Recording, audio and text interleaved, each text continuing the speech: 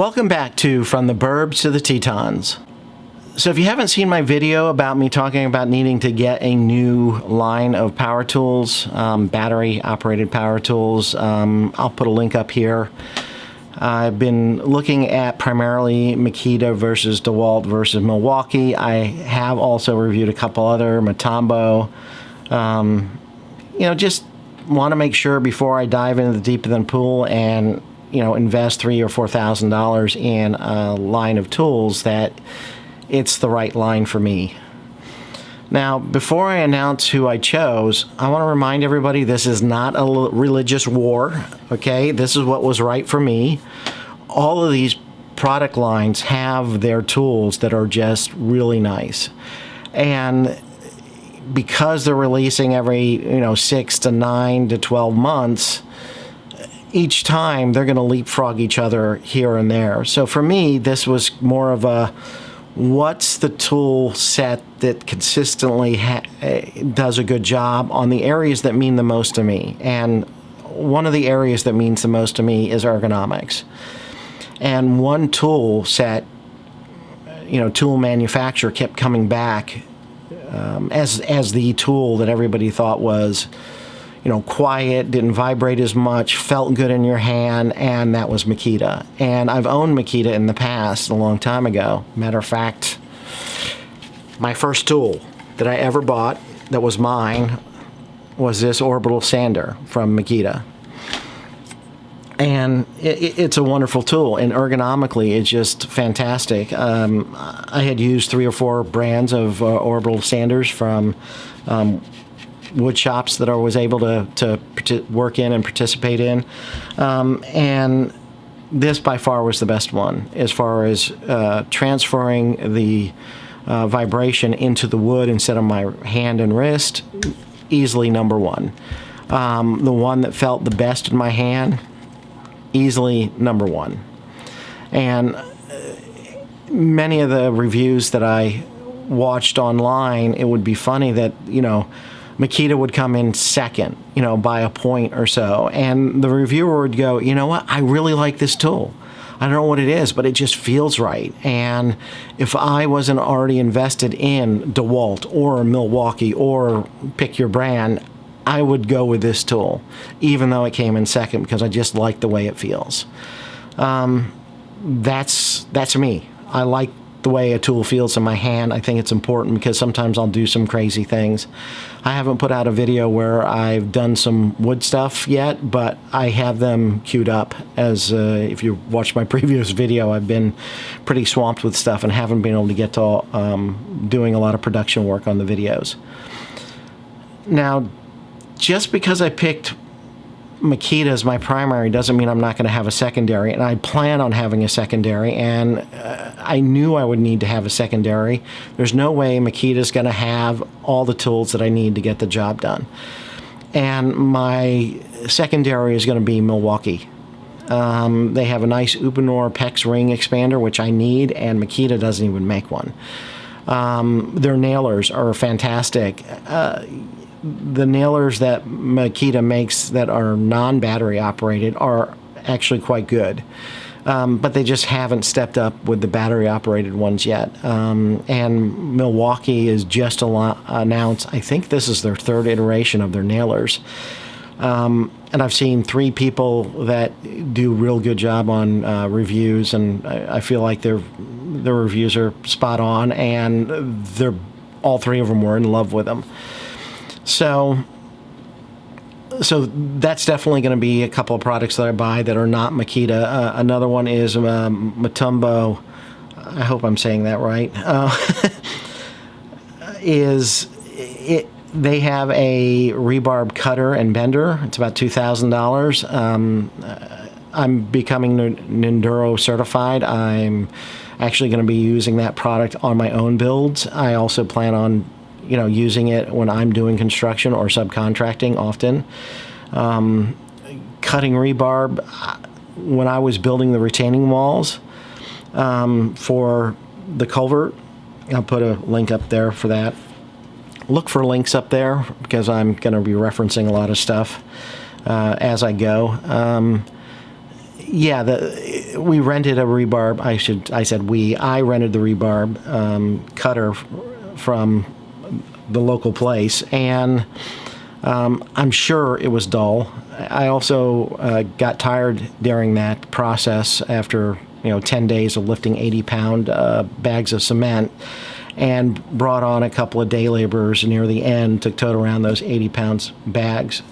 The 80-pound bags aren't that bad if you're just toting them on your shoulder, but trying to hold them and pour them into a cement mixer while it's moving, that put a strain on me. And it was funny, the guy I hired, he said, don't feel bad. After about the 10th bag of doing this, I'm starting to feel like this is hard to do. And I'm sorry I'm diverting, but I got to tell you, it's funny that somebody was watching something about marketing and stuff like that, how a lot of the cement companies are starting to come out with 50-pound bags, and somebody was like, well, why aren't the 80-pound bags selling? It's like, yeah, they sell, but people want 50-pound bags because the 80-pound bags are unruly to pour into things.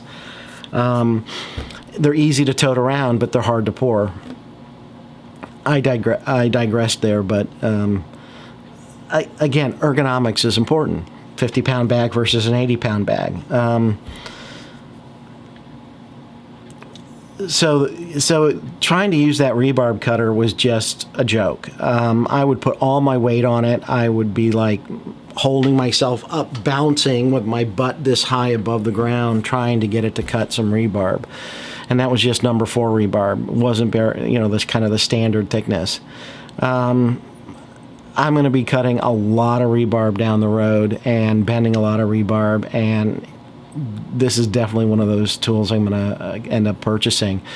I'll do a review on the tool, show you how I use it, and you'll probably see it in a ton of videos down the road because I plan on using ICFs in every construction job I ever do. And, I'll end up probably being a subcontractor too, since I'll be certified to install Nendura. So yeah, I'm going to use other tools. I'm not going to be religious about Makita, but at least I know which tool set I'm going to purchase based on I'm going to have lots of batteries for them to use. So in general, I'm not going to buy kits, even though the previous video that I had done, I reviewed kits. The more I looked into the kits and the product lines, they all have 2, 3, 4, 5 levels of tools. As far as you might be buying a drill, but there's the entry-level drill, there's the little bit better drill, there's the much better drill, there's the drill with AWS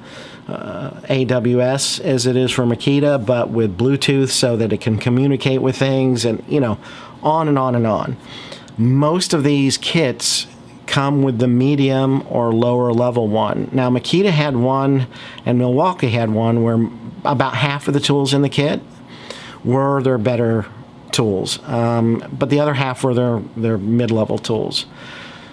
That's one from each of them. And DeWalt, forget it. I know they didn't have it. They only have one tool where they actually have brushless, and one kit where they actually have brushless in them, which I think is ridiculous. And they say brushless everywhere. But that's why you've got to look at the tools that are in the kit and just not assume. So in general, I'm not going to buy kits. Now, after I say that, the first thing I did is I went out and I bought a kit from Makita. So Makita has these subcompact tools. They're all 18 volts, and there's only one level, which is why I bought the kit. And I bought a drill, a hammer driver, and a reciprocating saw. Now, one of the things Makita has that I noticed was that they do a lot of specials. So I could have gotten just the drill and the hammer driver, and that would have been, with a kit, that would have given me a free flashlight to go with it, which was a $50 value. The reciprocating saw is $150. The kit with the reciprocating saw was only $100 more, which gave me a $50 value. So did I want the reciprocating saw or the light? Now, if they had it with the light too, I would have gotten the reciprocating saw with the light, but they didn't have that as one of the specials. It also came with 2 batteries, two 2-amp batteries, and a single port charger, and a bag. So that was my first purchase. And then my next purchase was a saw, a handle behind saw, rear handle saw. Let me look at my notes. What do they call it? Rear handle circular saw. It came with 2 18-volt batteries, a bag, and a 2-port charger. Now, Makita was having a special on buy this bundle and we'll throw in 2 extra batteries. So I actually got 4 batteries with this special. The saw itself, amazing, unbelievably powerful. It's the most powerful saw I've ever used, corded or uncorded. It just goes through the wood like butter, cuts really nicely.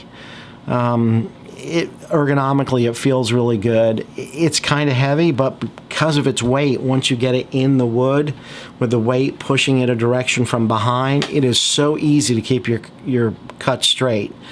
I'll show you, you'll see me doing this in a video with my Ryobi saw, where what I do is I'll hold it over the wood and I'll tilt it and I'll actually lever it down into the wood from the top instead of trying to cut through it when it's a 2x4 when I want a good cut, straight cut, because I get better cuts that way. I won't be doing that with this handle behind saw because it's so easy to get it straight and keep it straight.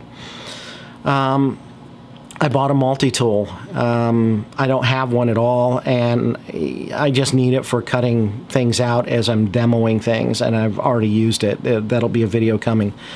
If you saw my last video, which was just a channel update, I have just been swamped. I've got 2 or 3 videos already taped, but not ready. I just haven't gotten to editing them, and I've got 2 or 3 other items already laid out, ready to be taped and done. So I'm kind of playing catch up, and it looks like the second week of August is when I'm going to, start heading out to Idaho to work on my property as well as do some work for other people. And then the other thing I bought is I bought a 4-port charger.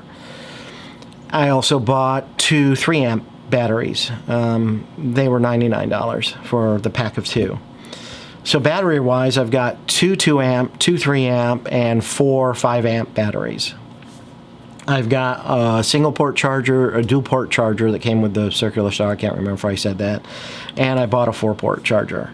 So I'd love to hear what tool sets you guys got, why you picked them, what you like about them, what you don't like about them. Is there that one tool in the Milwaukee line or the DeWalt line or whatever line you've got that you just love? Because I'm sure the rest of us would know. It's like, okay, what are their A products in this line, and should I be taking a look at it before I just blindly go out and buy, for me, it would be the Makita version of that. Maybe there's something out there that's so much better, it's worth taking a look at it at least and just not blindly buying for my batteries. If you like the video, please give it a thumbs up. Please subscribe. Click the bell if you want to be notified automatically when I upload these things. And, comment down below. Tell me what you've got as your battery system, why you like it, and what your favorite tool is.